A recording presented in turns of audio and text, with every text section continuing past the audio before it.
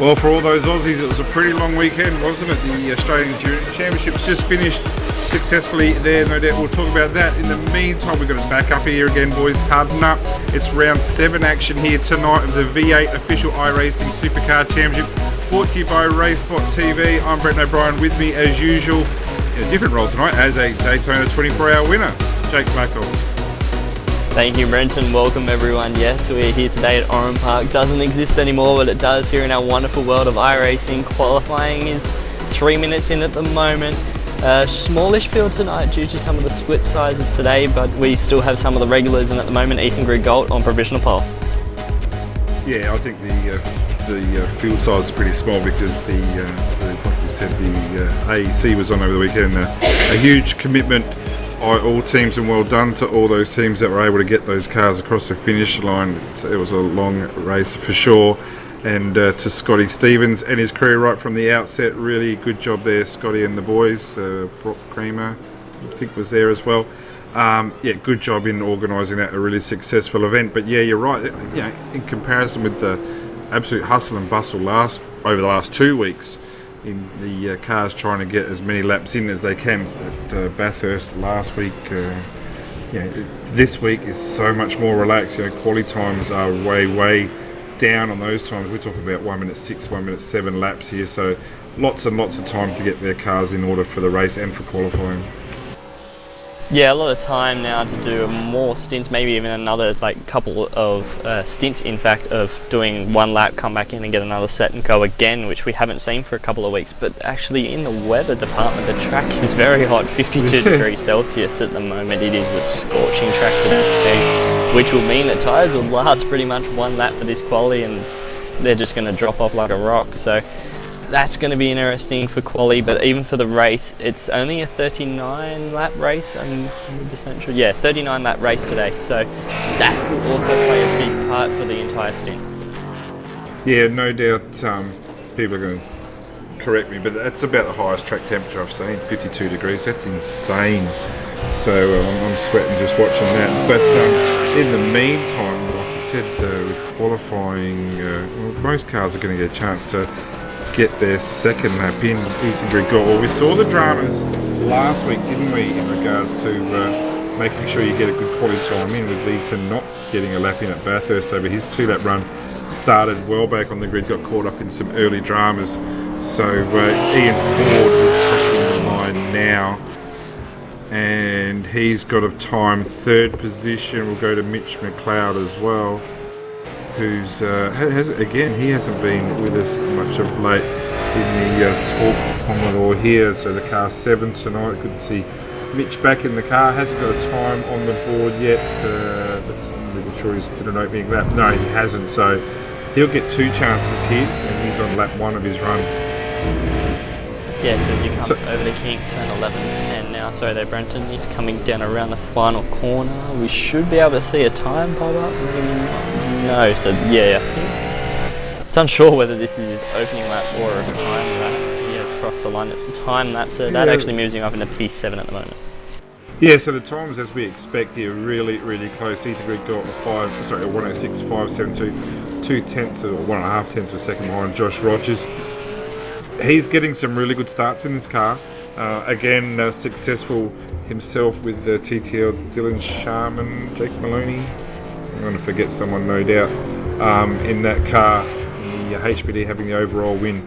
And had a few scares late in the race with the TTR boys all over the back of him. But Josh really yesterday showed that maturity that's developing every week to hold off a really hard finish in Madison down.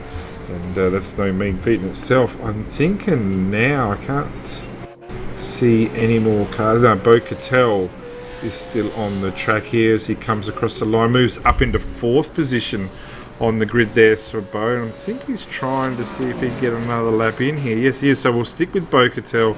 The car number 4 wasn't able to race last week. That's a bit messy there on the entry to turn 2, and that will end his time. I would dare say at this stage we've still got that little bit of time. That is it for qualifying. Mate, Jake, show us through the results. Alright, so also qualifying done here at Oran Park. And Ethan Grid Gold after last week not being able to put a lap in at Bathurst, he comes back this week and puts it on pole position with Josh Rogers starting on the outside of the front row. Ian Ford Bocatel starting out row 2 with Marlon McMullen and Michael Cracknell row 3. Mitchell McLeod P7, Blake Coppo P8 and David A. Moore and Corey Preston rounding out the top 10. In 11 you got Richard Alwood with Jason Quire in P12. ERA guys on row 7 with Greg Sharp and Sean Evans, David Baxter in 15th, Brenton Hobson in 16th, Luke Page in 17th and Mario Vlasic rounding out the field without a time in P18. Yeah, so it's a shame that Mario didn't get the time in there, and the boys are running a non-Australian server again, unfortunately. Yeah, that is unfortunate. We've had that a couple of weeks now, so this is the thing. Most of the weeks I think we run a European server, so it'll be interesting to see how that plays out tonight. Hopefully the netcode won't be an issue. Yeah, sorry, I just had a bit of background noise in the background. That was you talking on the broadcast. There we go. So the cars are lining up on the grid. Ethan Grid Gold will need to solidify his position in the championship. He hasn't got Jared Fields this week as the engines are building. And away. Really slow on the get-go. The cars there. Josh Rogers, I don't think it's not the unfavoured spot here in turn 1 on the inside there, but Ethan really well done in defending that. So important to get that defence. Josh going real deep into the kitty litter, is able to hold that so very close there to losing that completely. I can hear some dramas behind. You can just check on that, Jake. Up at the front though, Josh is really deep under brakes there, defending maybe on Ian Ford more than attacking Ethan Grid Gold there, but it looks fairly clean with the top 5-6 cars at the moment. Ethan Grid Gold leads. Front of Josh Rogers, Ford, McMullen, Bocatel starting for him.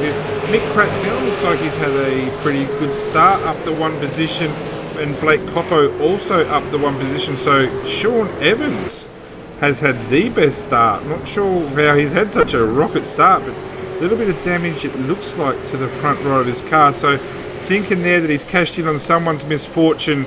It might have pushed a few cars wide in the turn 2. No doubt, Jake, if you've seen that, you can tell us all about it.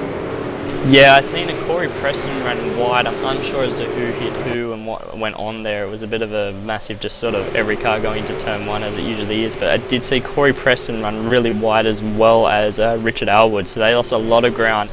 And I'd say that could have been all controversial, just getting into each other going to turn 1. Yeah, so that repair on Sean Evans' car is not there anymore. So the damage show is not there anymore. So he's got a clean car. So Sean Evans in the Auto Loan Centre car there, from 14th position, sorry, what was he on the grid? Yeah, from 14th position on the grid up into 8th, which for Oran Park is outstanding.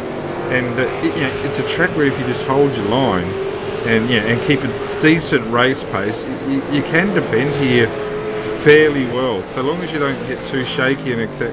So Jason Quire, talk about shaky, was a little bit loose there over the bridge. Greg Sharp, Richard Aylward, we talk about Mario Vlasic. And then further back, we've got Luke Page, Dave Baxter, and Corey Preston. And Mitch McLeod is at the tail of the field, so didn't see what happened to him, but won't be too happy with himself being back there up the front. In the meantime, Ethan Grid Gold's first lap time, really, from the start of 106.5. Already stretched that lead a little bit, just about a second. Certainly not that much, but with this track temperatures, Rogers goes really deep, really wide. And Ford will get through there for position. So that is a position change there. And Mullen is also going to try and make the most. Yeah, as Marlon's trying to get that. We've got on the back of Mitch Cloud, but we'll get back to that later. As Marlon having a look down there into turn 4, thought better of. He's just going to hang there. Oh, Rogers sideways coming over the bridge as Mullen falls back in behind him, and Rogers again wide, so that car is not liking at the moment. They're really bunching themselves up here. That's Bocatel and Michael Cracknell is starting to catch them back up, so they're really losing the front 2 at the moment, and that's just not going to work. But back to McLeod, he started from the pit lane. He actually didn't start from the grid, so that is why he was so far behind. Okay, well that's probably fair enough. There's a little chances. Graxon's into turn 1 or 2. here on the start, so McLeod didn't go start, so that's why he's back. It did look like a clean car, but yeah, Josh Rogers probably did a lot of work, to be fair, on the Daytona 24 and the HPD, and I'm not sure if he ran the 6:15 race. From what I understand, he don't think he did run. It was a close start. We'll grab a replay of that start. Jake, if you could just talk us through that and go to director. And it looked like a pretty clean start for the guys at the front, but a few dramas at the back. Yeah, so it was pretty clean up the front. Rogers and Ethan Grigol, the defence on Ethan was very well done there, but I think there was some contact as we look back in the pack between Corey Preston, and there was, so Corey Preston and Mitchell Sealak, but the rest of the field, Richard Alva, sorry, the rest of the field though, however, got through nice and cleanly, and it was all good from there on out. Yeah, so Rogers looks like he's settled down a little bit here, and he'll probably get quicker as the laps go on. So third place at the moment. He's made that little error on the exit of turn 2 there, so that's allowed Ian Ford to get through. But up the front there in the meantime, Ethan Grigol, another 0.2 of a second gain there for him. I reckon he's going to do this. He's really good at being the leader of a race, Ethan, you know what I mean? Like, he got caught up in someone else's accident last week, and it was a pretty bad net code. Yeah, no one was to blame for that, but there are some guys who can comfortably lead a race without having to worry about looking over their shoulder too much, and that's what I reckon Ethan is. He does lead races really well. Oh, that he does, and he's shown it countless times. He's, 3-time champion now of the official V8 Supercars series, so he can do it, and we know he can at the moment. I've got his internet all over the shop at the moment, so hopefully he doesn't disconnect. That's not what you want, especially yeah, no, you're right. That's I've got him all over the shop at the moment, and that is not what you want to see. It will actually be frustrating to Ethan, because you will actually be able to tell that the internet is dropping out, so hopefully he can just keep it together. Yeah, we've also got some action back here with Greg Sharp as well, and Corey Preston's making his way through the field, so keep an eye on Corey. Corey down in 10th position on the grid, so he'd probably be a bit disappointed with that.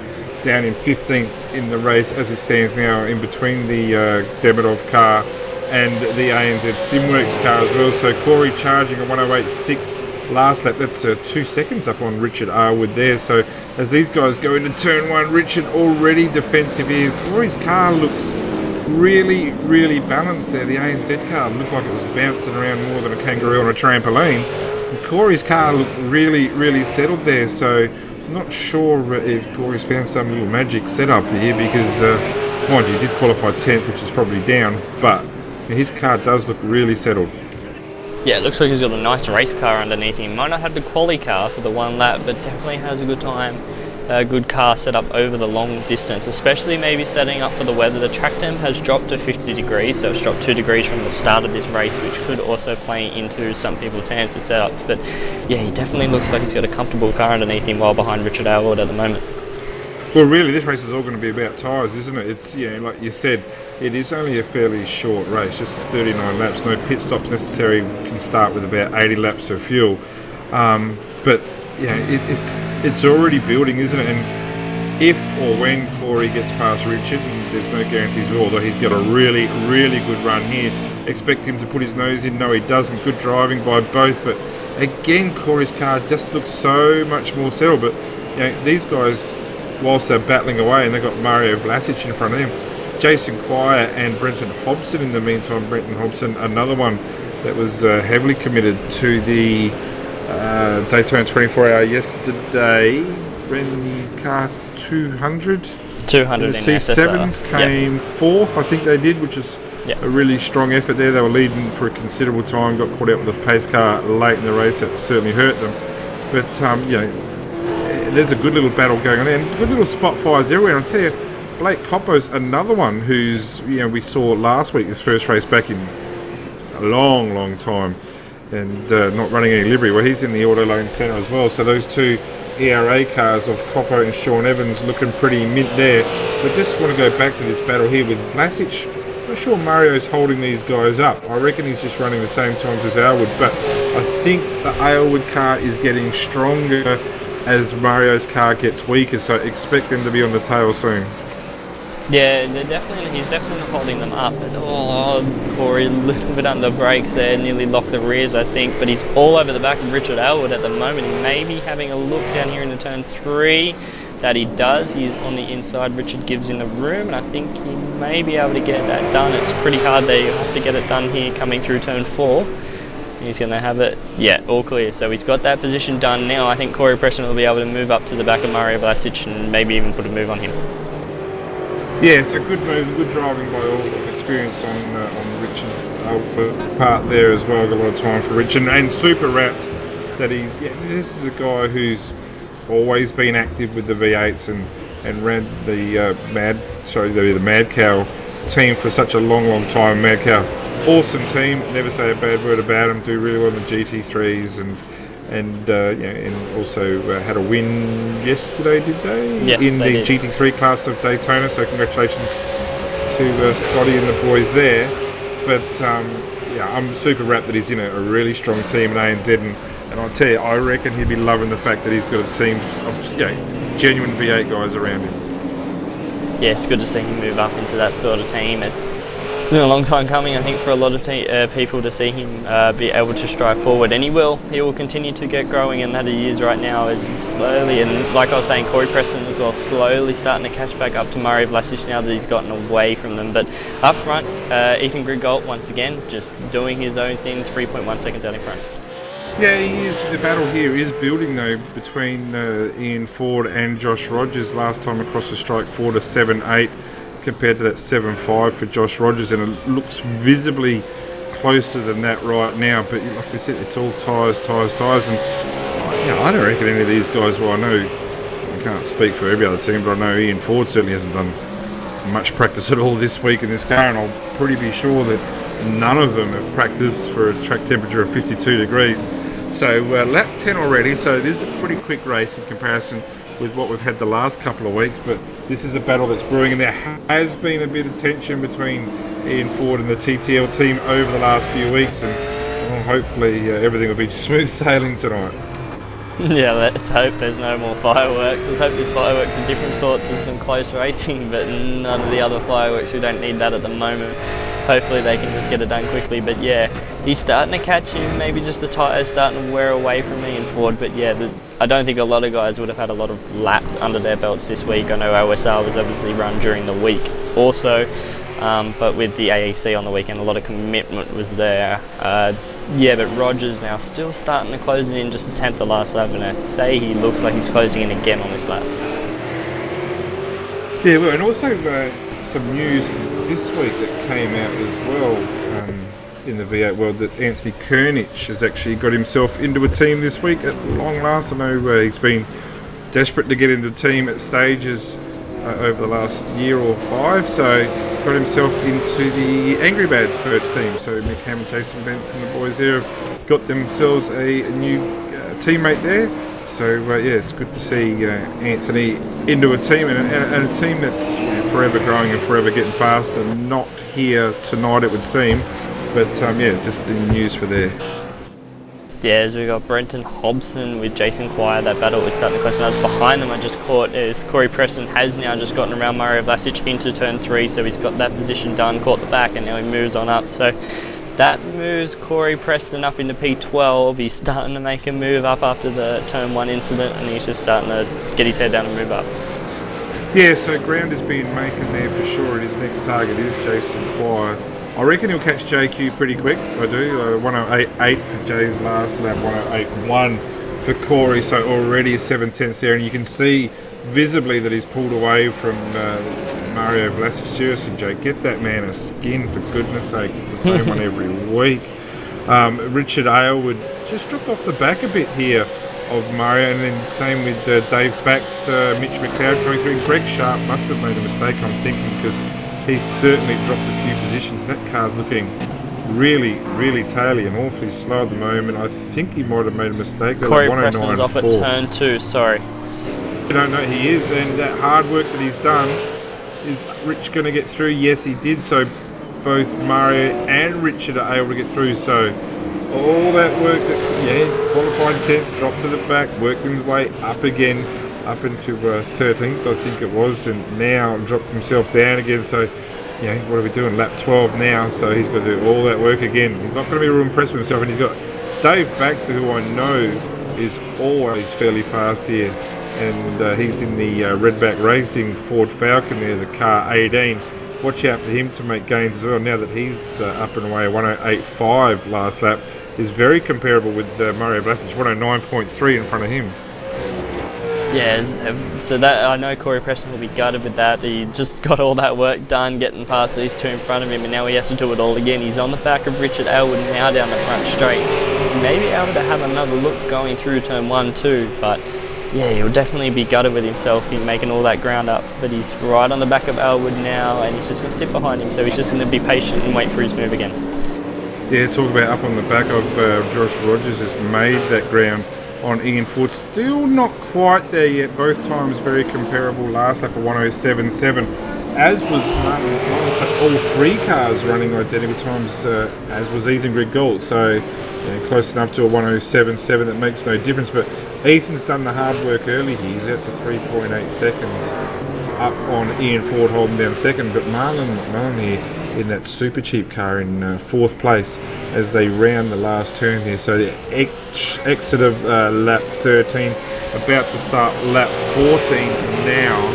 So Marlon's going to have the opportunity here to get amongst this. And let's just look at the tyres here, Jake, if we can. Opening lap for Josh Rogers, for example, a 6.9. Disregard his second lap, made a mistake there.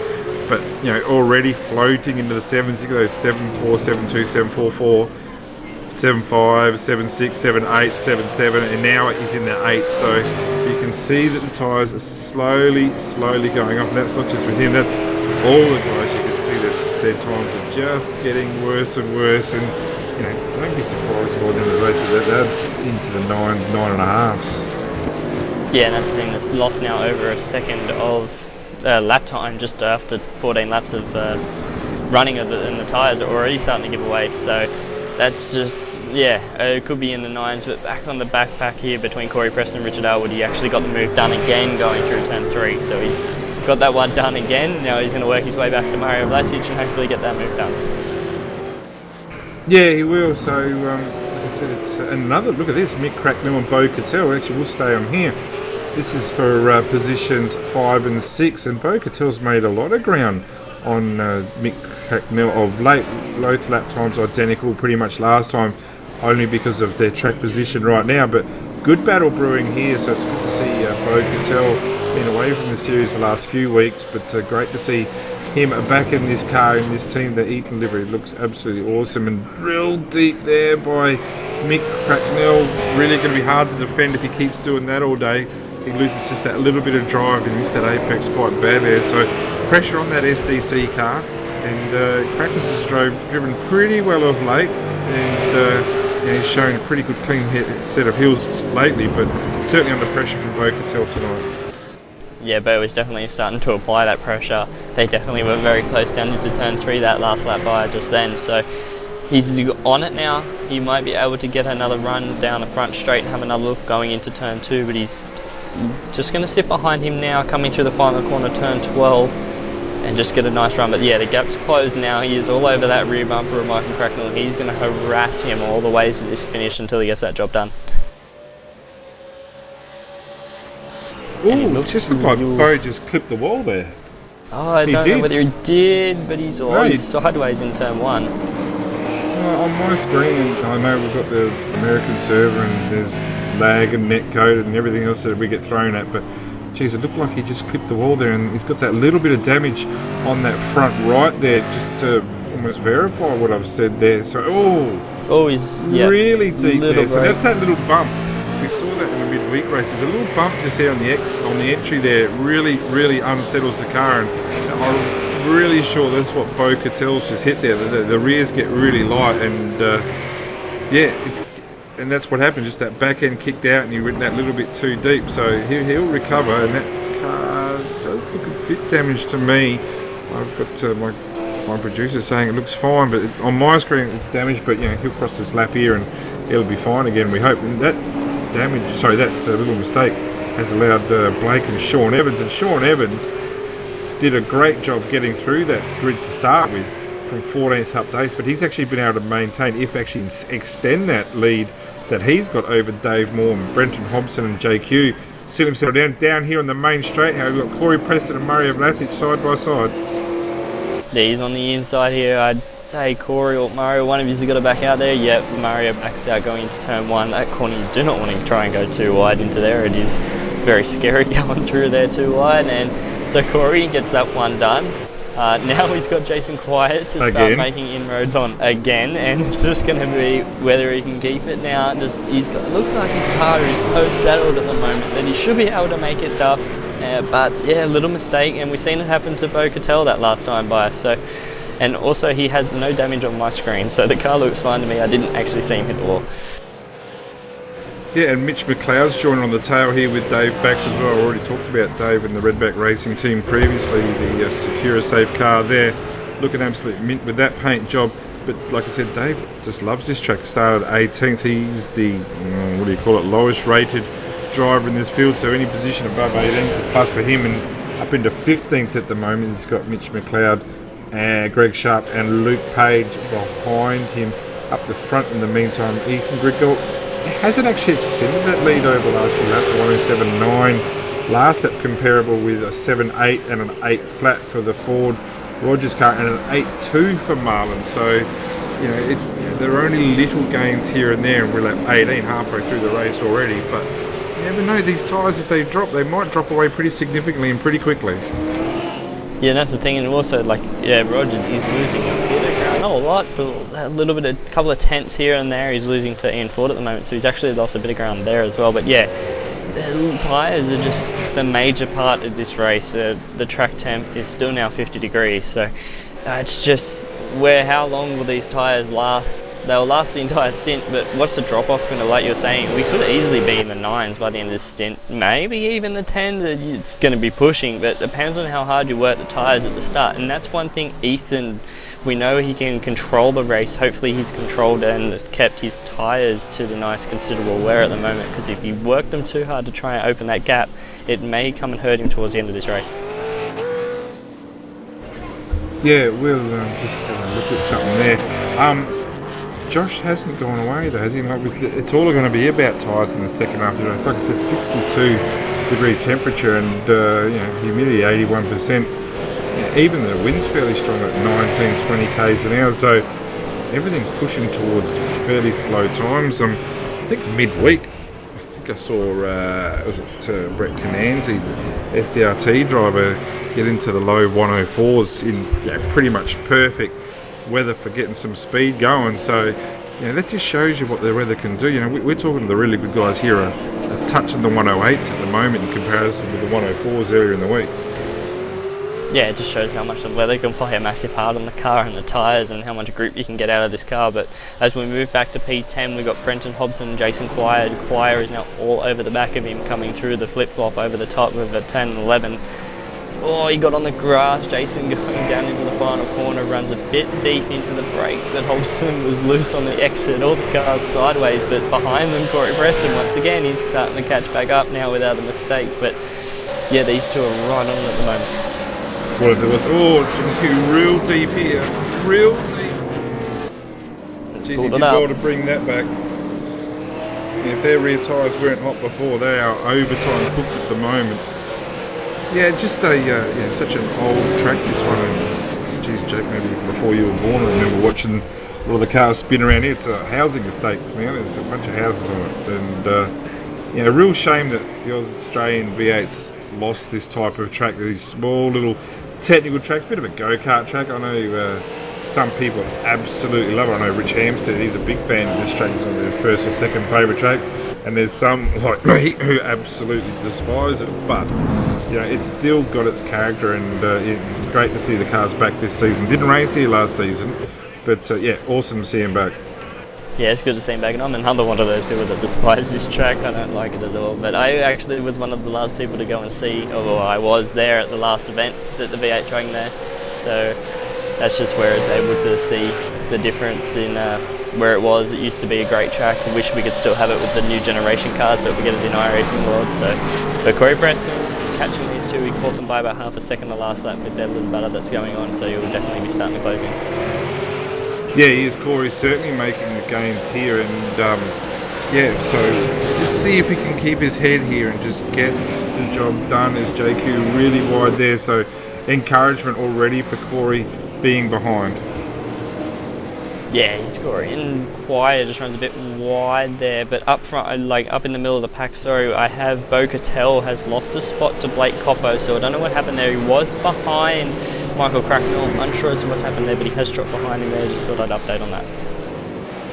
Yeah, so we'll go have a look at that, and I'm not sure, you can keep the action going there. I'll have a look to see what Bo Cattell did. His cars looked really, really snaky for quite a period, hadn't it, with those tyres? And yeah, you can see here, I'll just talk my way through this. He's just come out, wow, the boy's got some drifting skills there, but he's come over the top of the bridge, and the car's just got completely sideways. Again, got really, really light, and Blake didn't have to work too hard there to get his nose through there. So Coppo up now into 6th place, which is fantastic. Yes, good to see Coppo having a good race after the long time he's been absent, but back to this battle pack for P10 as it is. Hobson starting to move away, but Quire is now all under pressure from Corey Preston. Corey has a look going into turn 4. I think Quire's run a bit wide, so he's got that one done. He's made another position up now into P11, so now he's just got to get past Brenton Hobson in front. Yeah, how do you describe it? Is it a good drive by Corey, or is it a bad drive, or is it an average drive? You know, this is Corey Preston, isn't it? He can mix in the good and the bad and all within, like the Melbourne weather. You know, if you don't like the weather, hang around for 5 minutes. No doubt it'll change. It's the same with Corey. He can do some really, really good things in a V8. Pole position last year, Lime Rock was it? And you know, it's the first time he's had pole position. Might be wrong. Had pole position in a race last season, not 2 seasons ago. You know, didn't win the race, came second, but you know, the fact that he was up there. But then the week after, he qualified and he was, you know, lickety split dead last. So, you know, it's funny with Corey, and when he's on, he's on. When he's not, he's nowhere near it. But tonight, he's looking really handy. Yeah, he definitely looks like he has that car sorted tonight, and it's good to see. But Bo Cattell has now actually caught back up as we move up to its battle for P6. He is now starting to catch Blake Coppo, so the tyres are starting to wear, I think, on all these drivers, and it's definitely showing the times. We've got an 8.5 here from Coppo to an 8.4 from Bo Cattell. So Cattell now is trying to catch back up because he lost a lot of ground there behind Michael before he had his little moment behind Michael Cracknell. Yeah, he did. Looking at back to the Hobson car, the car 15 on 9.3 last lap. Compared to that 18.9, Corey will be on him, I reckon. The way Corey's car doesn't bounce around, I reckon he's put a bit of time into the car this week. You know, one of the few who didn't drive in the Daytona 24-hour race, and you know, he's probably had a bit of work done on his car, whereas others have been setting up other cars. So his car does look decidedly easier to drive as he goes deep there, and wow, he did well to pull that up, because that could have got real ugly. And that's what I said. You get the good with the bad with Corey, don't you? Some days he goes real good, some days he's ordinary, but just then he pulled it up real well. He actually managed to pull that up. I now have damage to the back of Brendan Hobson, so I don't know whether he actually made contact with him, but that's just one of these things that the netcode brings. You don't know if they got damage or not. So yeah, he comes up some races, it's like, what's going on, Corey?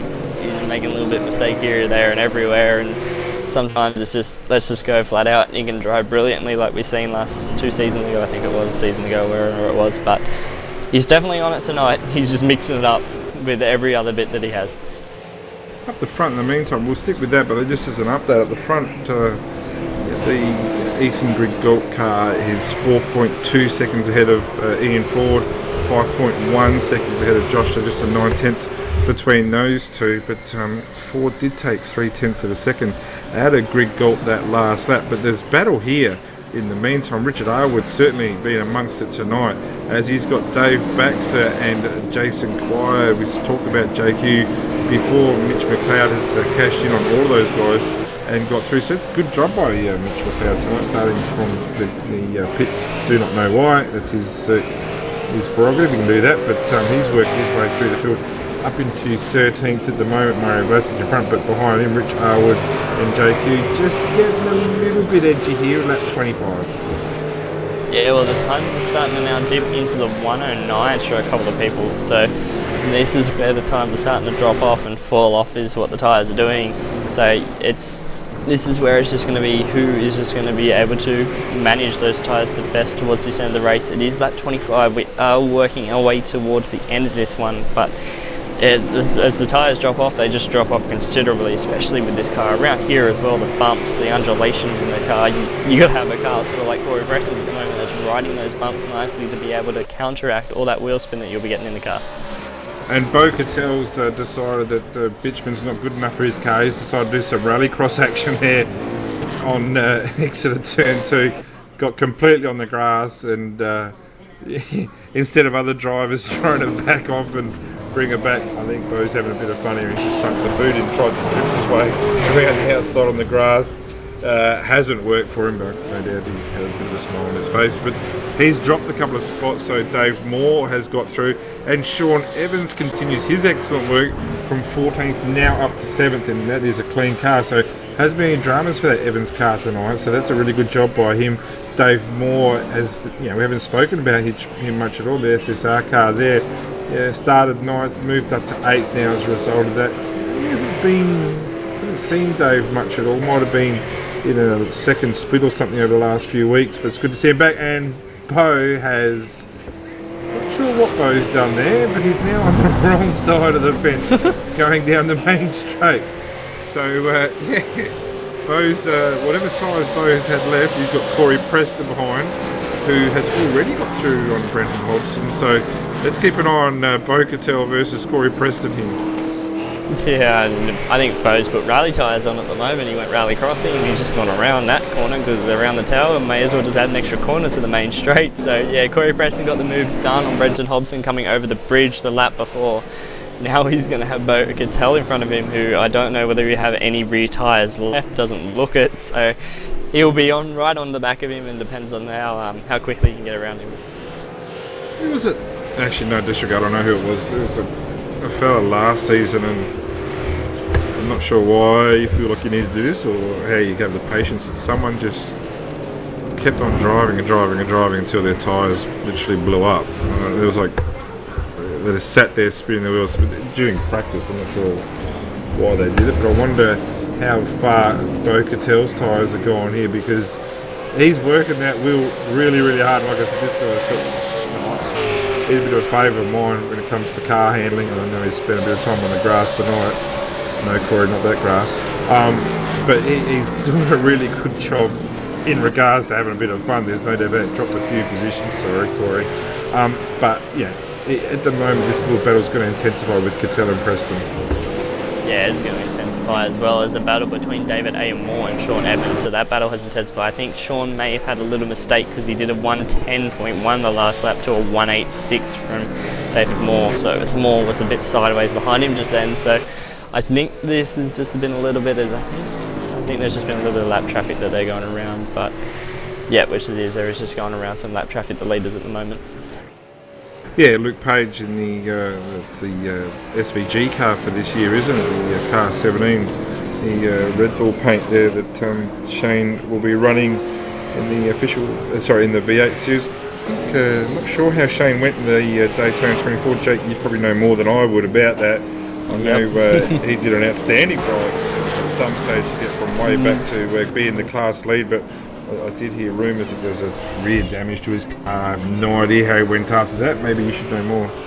Yeah, David A. Moore just ran wide, at turn 1. So he just ran wide, pushing a bit hard behind Sean Evans there. But yeah, Shane Van Gisbergen, his wing fell off or broke coming into turn 1. I think I'm not 100% sure where it happened. I do know his wing had a malfunction in the 24-hour while they were running very strongly up front. So that was unfortunate for them. As we look back at Mario Vlasic here with Mitchell McLeod all over the back of him, starting from pit lane, starting to work his way back up through the filters in front of them. That is Brenton Hobson hard in the wall at the top of the bridge, and I say that his day will be done with a lot of That's day done. That's got to be day done there. And caught that action right there. And Jake, on the replay, no doubt you can talk us through what happened. Yeah, so he's just coming out over the bridge, just on the bump, coming onto the bridge, and yeah, just got loose and he couldn't control it, and it's turned him straight into the inside wall of the top of the bridge. So a lot of damage there to Brenton Hobson's car. As we go back live, he's just rolling around now. So yeah, I'd say his day will be done.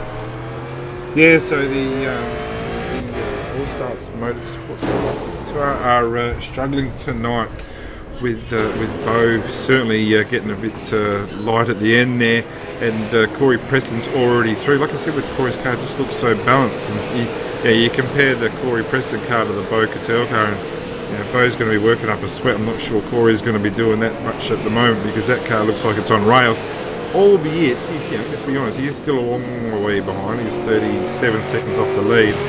Up the front though, things have settled down in regards to first and second, but and maybe to a point, second and third at 8-2 for Josh Rogers in third, and static for 8-2 for Ford, and 8-1 for Greg Galt. So yeah, not a lot of action happening there, as Brenton Hobson, as you said, is in the pits.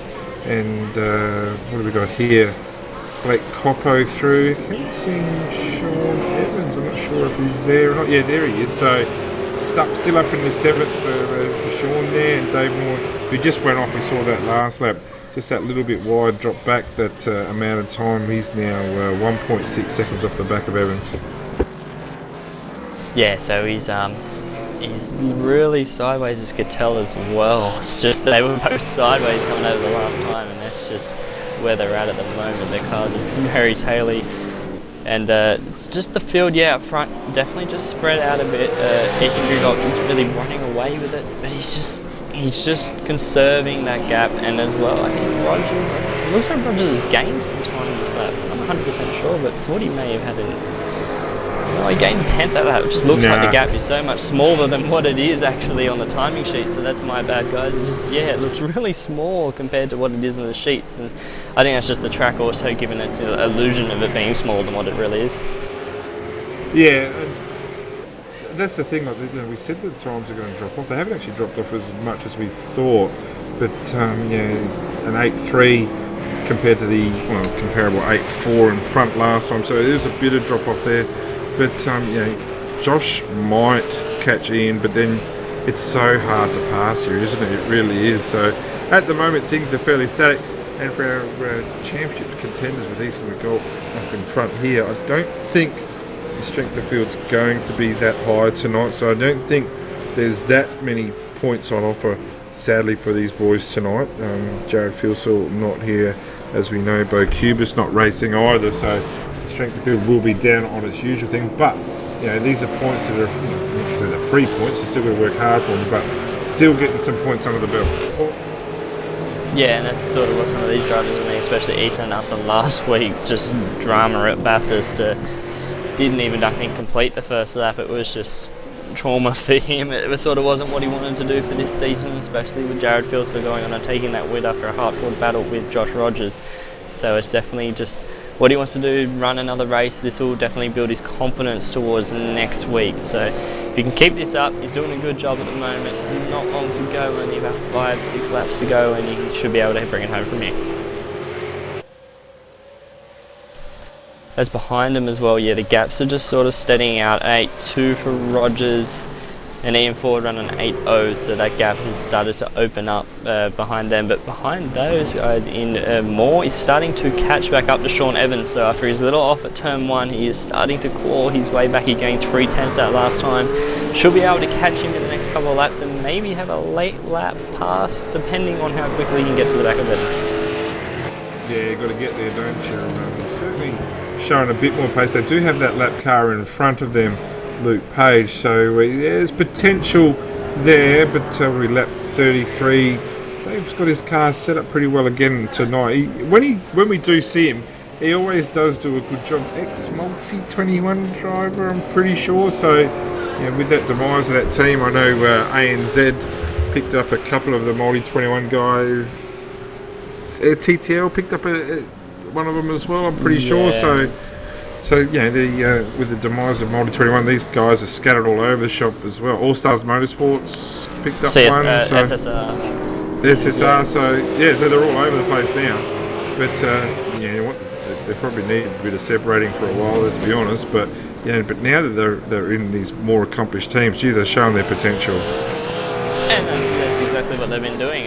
It's good to see them all now branch out from the multi-21 team and move into some really nice solo teams as well. They've got some good backers as well behind them in other teammates, and it's showing on some of these guys' pace as well. I know for fact Kane Kukamir, I think he was multi-21, correct me if I'm wrong, I'm 100% sure on that. Yep, that's right. Yeah, so seeing him come strength to strength now with ANZ, it's good to see these boys starting to get a good run. Yeah, it is. Sorry, just fell out of bed. But Corey Preston, again, we don't need to show him. He's worked his way up into 9th place with Mitch McLeod. McLeod at 8.6, comparable with Preston's last time of an 8.62. So these guys have got knocked onto the top 10 with Bo-Catel and Brendan Hobson's demise, and Brendan has left us. So here's a little battle here with Bo-Catel and Mario Vlasic, and Vlasic is driven right around the outside of Bo-Catel, so that pretty much tells you where Bo-Catel's tyres are. Oh, Bo-Catel has been sliding the past 4 laps. He's been in the 109s to the 110s, so the car is just all over the shop. He's just having a drift day out there, but he's not helping these rear tyres. I don't know how much longer they can last. He's just dropping like a rock. He lost ground to Mitchell McLeod the lap before, and then he just lost the spot to Mario Vlasic, so wouldn't be surprised if Elwood and Baxter get in before the end of this race. No, I wouldn't be surprised either, and things are certainly... You go. No, he's just sideways over the bridge. He's all over the shop at the moment. The car has just got no grip under him. He's lucky to hold onto the car. He's showing great car control, like you said before. And yeah, already he's lost from the back of Vlasic. He's now about to get caught by Richard Elwood this time. Also looking at Dave Moore coming up to the back of Sean Evans again here. So yeah, geez, you wouldn't want to see the good work that Sean's done here end up in a wall. But Dave, really, really deep. This is where the battle's going to be between now and the end of the race. Evans has lost that little bit of time. Who's that just went skating off in the background? That's the lap car, Luke Page. Yeah, I was watching the other boys over the race, and I saw this Red Bull car just flash across my screen and went from the far left monitor to the far right monitor real quick. And also some action here with Bo-Catel, Richard Aylward and Dave Baxter. So these guys are going to be lighting it up too over the last few laps, as Bo has got absolutely no tyres left and lets these guys through. Yeah, I think that was the smartest thing to do. We just needed to let him by. He has no tyres on that car towards the end of this race, but yeah, a little bit of a Evans runs wide coming through turn 9 there as well, so he's lost a bit of ground just then. He had a bit of a gap that he could maybe manage towards the end of this race, but not long to go. Moore is starting to catch back up. He will definitely be able to have another shot towards the end of this race.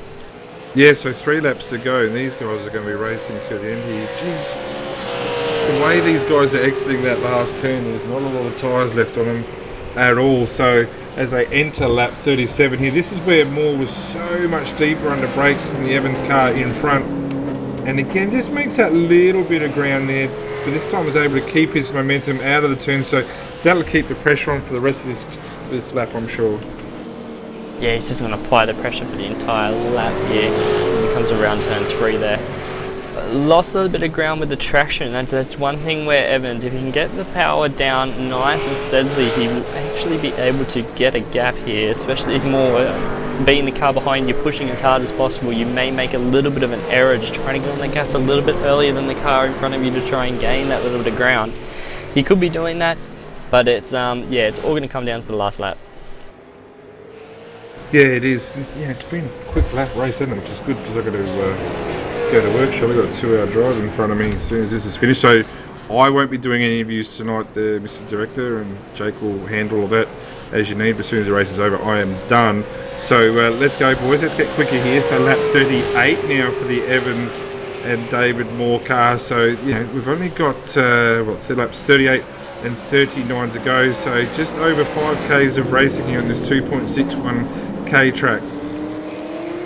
Yeah, not long left. There's Moore now starting to just stay at the same sort of margin behind Evans as he has a big look down the inside. Was too far away to get that one done. He doesn't want to keep doing that. If he keeps trying to have a look, it's sort of just going to help change his line a bit, which won't help him actually catch Evans. He needs to just catch him first before he starts having a look. He needs to be a bit closer. Not as close now coming over the bridge, so he can just start. He's there, but he's not gaining enough time. He might not have enough time to get it done. No, it's pretty hard now, and you've got to look at the passing opportunities. Really the best two passing opportunities into turn 2 and turn 3. Outside of that, maybe here at the last corner, and Dave doesn't look like he's close enough to be mounting an attack now as they come at the end of lap 38, start of lap 39. You keep your eye on that. I'm going to keep my eyes on Ethan Grigol, as he's just lapped the Greg Sharp car. So Ethan doesn't have long to go here. He really has just rolled out of this the last few laps. He's actually been really comfortable. Josh almost got his nose in there for second at the start there, but Ethan defended really well, got a good start. As Ethan Grigol comes up to the last turn, it's been really dominating for the car number 1. He's led from start to finish after taking a great pole position, making up for last week, as Ethan Grigol wins the round here at Oran Park Raceway. A convincing win, it has to be said. Ian Ford has got back himself onto the podium in second place. Josh Rogers, third position. Martin McMahon, really quiet race for him, fourth position, well done to him. As with Mick Cracknell in fifth position, rounding up your top 5. Blake Coppo, awesome job there by Blake, because he doesn't race the V8s very much, in sixth position. And here we go now with Evans and Dave Moore. So Evans has done an awesome job. I'd say driver of the day for me, because he's made up a lot of ground and he's stuck with that. He's doubled his positions, half his positions from where he started. 7th and 8th for Dave Moore. Corey Preston up and down like a yo-yo. Mitch McLeod from pit lane will round out the top 10. Mario Blasic 11th. Aylward, Baxter, JQ and Pocatel. Be keen to know what rubber he had left at the end of it. Jake, I'm going to head off, mate, if that's okay. And to yourself, Director, I'll let you go through the results when all the boys have finished. And I'm back in a few days. We're going to go to work. Thank you, Brenton. So as Brenton heads off, we'll run through the results from round 7 at Oran Park here for the official V8 Supercar Championship. So Ethan Grigol, very solid drive after last week at Bathurst, the controversy that was Bathurst. He gets the win ahead of Ian Ford in second, with Josh Rogers rounding out the podium. Marlon McMullen in P4, so a quiet race like Brenton said, with Michael Cracknell in 5th. Blake Coppo and Sean Evans, the ERA duo, good job for them, 6 and 7. David A. Moore in 8. Corey Preston just everywhere like he is in P9, with Mitchell McLeod rounding out the top 10. Mario Blasic in 11, with Richard Aylward in 12th, David Baxter in 13th, and Jason Quire in 14th. Then you got Bo Cattell. I don't know how much tyres are left on that car, would be like a drift car after that in P15. That was the last of the lead lap cars. And you got Greg Sharp, Luke Page, both the lap down, and Brenton Hobson with the accident, rounding out the field with a DNF in P18. Back right after this break at Racesport TV.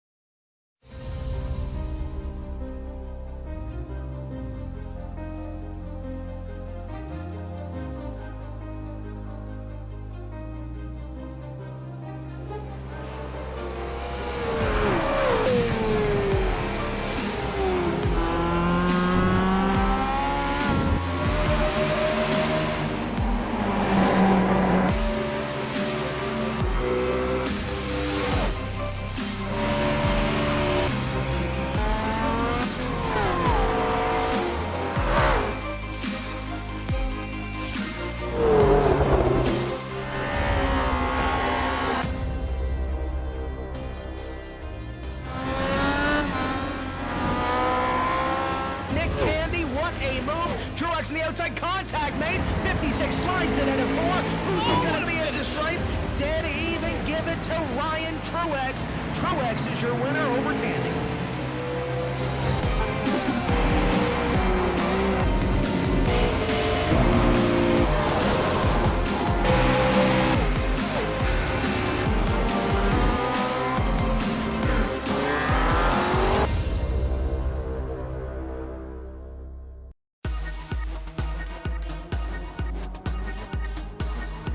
Yeah, Well, welcome back to RaceSpot TV's coverage of the Oran Park Round 7 of the official V8 Supercar Championship. We're here with post-race interviews. We have the ERA bunch of Ian Ford and Sean Evans here with us. 39 laps there. We'll start with you, Sean. Great drive from P14 on the grid. You got the jobs done early, made it up to P8, and then just worked your way from there. How was your race? hey Jakey, yeah, it wasn't too bad, eh? I got a ripper start for once. I made up for my past couple of weeks with a couple of DNFs there, so the goal was to get it done early because I ran 121 tyre pressures instead of running what we normally run, and I was kicking myself. I thought, if I get it done now, then I won't have to worry about it later. So yeah, in the first corner, it was all the gaps were there, and I went for it, and I thought, this is it, got to go for it, so I did. Yeah, it was a good job that you got it done there early, and that's what me and Brenton were commenting on, to see you up there. It was good to see you actually behind Blake Coppo for a early part of that stage, and I'd say the tyres just dropped off a bit for you that you couldn't actually stick with him towards the end of the race. Yeah, they started rolling off the rim, it felt like, and every time I turned the car in, it wanted to either snap sides on me, understeer or something, so I just made do with what I had, and I knew if I sort of kept with Coppo for a bit longer, I'd be safe in 8th, and that'd be my top 10 finish, and I was happy with that, and it's good for me and it's good for ERA, and the boys definitely helped me out, especially with Fordo with the setup this week. Yeah, it was good to see. You had a little bit of attack there from David A. Moore towards the end of that race, but he made you sweating. You really were looking good for that P7, and then he just started to apply some pressure. Yeah, I wasn't too worried. I knew he was going to come, but I just thought, well, if I make the car as wide as possible, even if he does try to dive on me here and there, I'm pretty good under pressure, and I got a few tricks up my sleeve for him to not pass. So it was good to have a little bit of a battle towards the end because I was in a bit of no man's land. So ups to him for having a clean race. Yeah, it was a good drive from both of you there as we move towards Ian Ford. P2, good podium there. You made benefit of Josh Rogers' little mistake running wide early on lap 2, I think it was. So you made it happen, you got it done early, and just sort of floated around there for the entire race, and looked like that's all you had to do. Yeah, to start off with, I was just like, I got a decent start for once, so I just held my own, just tried to settle into a rhythm pretty early on, just make sure that I had enough tyres and everything for the end of the race, and Josh ran off the road, and that was pretty expected from the way that he was going into some of the corners, so I just, just chilled out there for a bit, and once I got in front of him, I just put my head down, tried doing what I could to close the gap there to Ethan, but our car just wasn't set up balanced enough over the top of the bridge in that sort of area.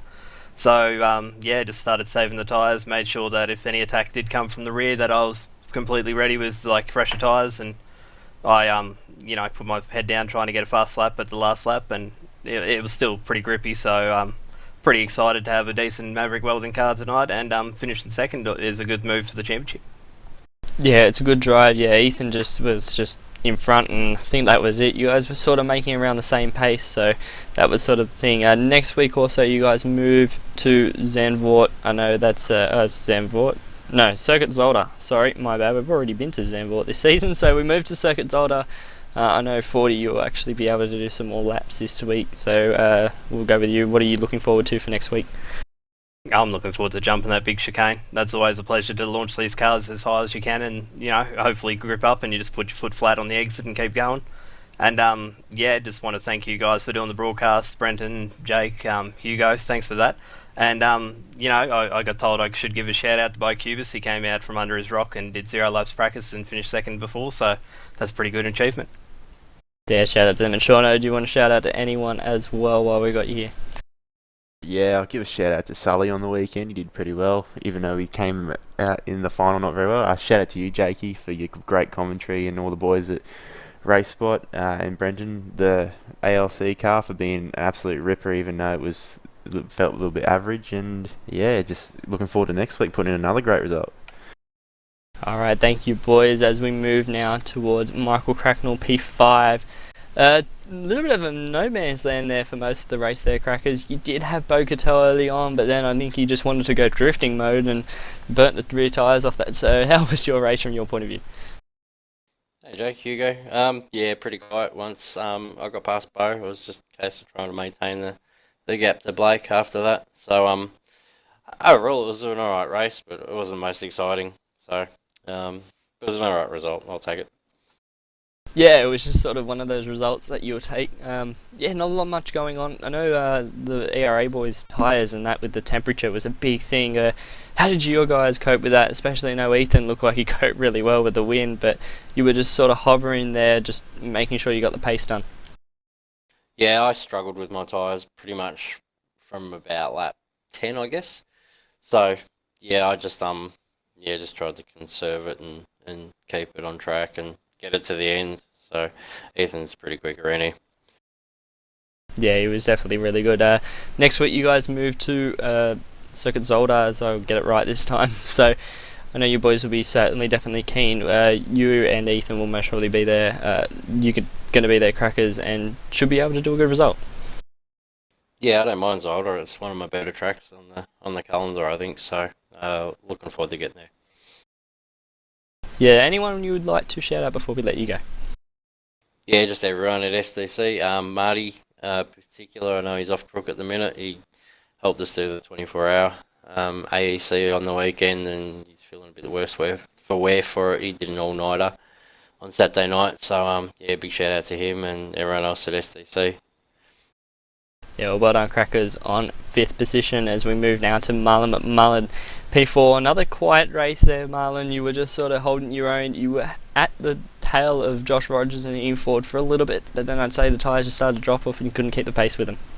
Yeah, g'day guys. It wasn't really that exciting for me today. I mean, lap 1 and lap 4 with Josh was pretty much really the main points of my race, and then otherwise I had a pretty good view behind the boys. So yeah, it was a pretty quiet race today. Didn't have as much pace as what I felt I had on Saturday with the same conditions. So, but I felt really good in about the middle sort of part of the race, and I felt like I was sort of catching up a little bit. Only that to then just lose so much time. So yeah, just one of those sort of days today, on and off. So no, really happy to come home in 4th, and yeah, just kept out of trouble. Yeah, it was a good drive, and it's good to see you just sort of, you were keeping pace with them for a little bit, like you were saying, and then yeah, drop off, and everyone was sort of dropping off everywhere with the tyres just sort of falling away there towards the end. So it's good to see you still holding your own there in P4. Next week, like we were saying, going to Zolder. That's just going to be another track. We hope to see you there again next week. How will you boys go with that? Yeah, no, I had a little bit of a run earlier today, doing my hot lap videos as annually or every week I usually do them, and no, it feels really good, the car here this season, so hopefully it's a bit of a cooler week. Usually Zolder's pretty cool, so yeah, it's quite a nice track, and the only thing you've got to worry about is the off tracks and getting disqualified, but it always promotes nice, clean, close racing, and pretty much like tonight really. Hopefully it'll be a little bit more exciting, but yeah, we'll see how we go next week. Yeah, hopefully the temperatures cool down, because it's bloody hot and we don't want any more of it. So that was a good result for you. Anyone you'd like to give a shout out to before we let you go? Yeah, obviously all the boys that do all the liveries each and every week. I love running them, and obviously all the boys that give me a bit of a shout, all the VAR boys and all that. So yeah, I love it, and yeah, bring on next week. Can't wait for it. Well done, Marlon. Good result. So we move to Josh Rogers, P3. I don't think that was the result you were looking for after the AEC weekend that you boys had at TTL. Little mistake there on lap 2 and just couldn't bring it back towards the end of that race. How would you go? Yeah, all in all the race wasn't too bad. Got a pretty decent start, which was unexpected really, but yeah, I thought I might have a crack at Ethan in turn 1 and didn't quite get it done, but yeah, lap 2 I think I just forgot that it wasn't a HPD actually and went a little bit too deep and ran off the track, but yeah, it was close racing with Ian, especially that lap with Marlon was really, really intense. But yeah, just kind of could only really keep that gap with Ian. Maybe close it a couple tenths one lap and then lose it all the next. But yeah, all in all, great race. Wasn't too disappointed with 3rd really. Yeah, it's still another solid bunch of points there, but like you were saying, it's hard, especially with the tyre drop off with the 50-degree track temp that it dropped to during the race. It was hard for you guys to sort of keep it, like, and make any inroads on each other depending on how the tyres were. You guys looked pretty even between you and 40, so I think it was good that you guys sort of kept it together and were pretty clean towards the end. Yeah, that was definitely a high point of the race. Yes, it wasn't very close racing most of the time, but when it was very clean, which was good to see. Yeah, it was. So next week we move to Zolder. How do you think your boys will go? I know you definitely you're going to be fighting for that championship with Ethan, so you'll be wanting to put on a good show next week. Yeah, definitely. To be perfectly honest, I actually haven't cut a lap around Zolder in the V8 before, so that'll be a little bit interesting. But yeah, hopefully it goes nice and well. Won't have OSR to give me some practice for that, because I'll have to miss that round this week. So I don't know. We'll see what happens. Might have to do a couple of hours a night or something and try and hunt down Ethan. Yeah, I'd say you and your boys will all get it figured out. Anyone you'd like to give a shout out before we let you go? Just like to thank Jake Maloney and Richard Hempstead for all their spotting tonight. It was really good, actually keeping me a little bit of company, considering how unfortunately lonely and boring that last bit of the race was. Also, everyone from TTL this week have done a brilliant job with setups and whatnot, and yeah, you guys for putting on the broadcast.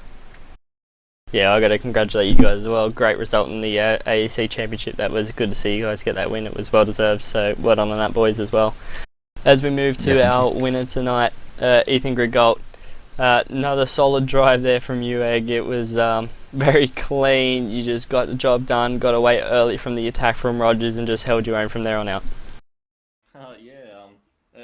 It's definitely great to come away with a commanding win like that after the horrid that was Bathurst last week. So yeah, just had fun tonight driving out front, just keeping my marks.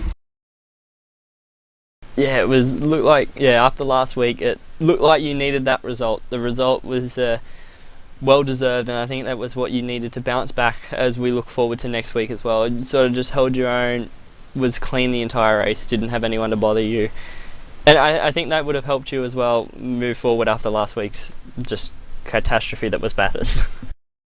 Yeah, tonight's actually the first night I've actually felt comfortable with the car again, like just knowing what it will do through corners and that. Since that Bathurst night, I couldn't put down a quali lap without hitting a curb that I didn't want to, and then the race just completely went pear-shaped. Even earlier this week, just initial testing at Oran Park at my first race, I didn't feel all that comfortable locking brakes everywhere. And then going into the Daytona 24 as well, completely just messing up that track as well too. I didn't feel comfortable at all with anything. So to come back with the qualifying pace and race pace that I did tonight and a win, it's really good. It's a nice turnaround. Yeah, it's good to see. So next week we move to Zolder. You boys will definitely be on it. You want to now start to bridge that gap in the championship and try and get this one locked down as early as possible. After this bounce back this week at Oran Park, we'll be seeing another one, just another commanding lead next week. Zolder's actually definitely on my top list for the V8s. I got my first ever big win there in my first Americas race I did. Managed to get past John Emerson and take the win there by 0.2 of a second, I think it was. So absolutely awesome track, suits the V8 right down to the T, so can't wait for it. Yeah, let's hope it's as good as that and as close as that next week. Definitely be a good showing. Anyone you'd like to give a shout out to? I'll just give a shout out to all the boys at FCC for just being on all the time. We all have a bunch of fun on this, and also shout out to Marty, who's also crook at the moment, as you heard from Crackers. So wishing him a great recovery, and Yeah, we wish you well, Mr. Marty. We hope you get better. We want to see you back. So well done, Ethan. Great result, boys, as well. I think that is all we have time for today on RaceSpot TV's coverage in conjunction with iRacing TV. This was round 7 of the official V8 Supercar Championship. Next week we move to Zolder for another 38 laps around that track. It's going to be an interesting race. That track always manages to throw up something with the V8 Supercar. We hope to see you then. Goodbye.